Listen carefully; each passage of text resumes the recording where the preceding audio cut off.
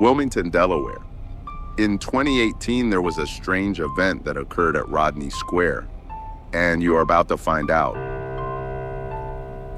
Every summer, thousands gathered at Rodney Square in Wilmington, Delaware for the famous Clifford Brown Jazz Festival. This year, the crowd was larger than ever. As the evening performances began, an elderly trumpet player walked onto the stage during a brief equipment change. He wasn't listed on the program, and none of the organizers recognized him, but the audience assumed he was part of the show. Without speaking a word, he lifted an old, tarnished trumpet and began to play.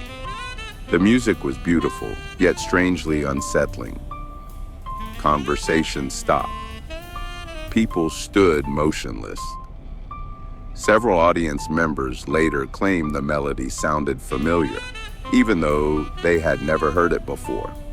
By the end of the performance, the mysterious musician simply walked away into the crowd and vanished.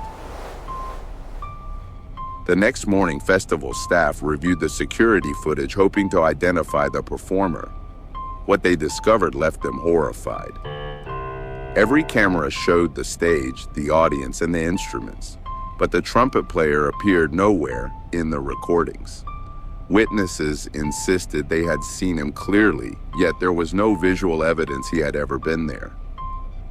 Then one volunteer uncovered an old newspaper article from 1954 describing a local jazz musician who had collapsed and died while performing at Rodney Square decades before the festival even existed.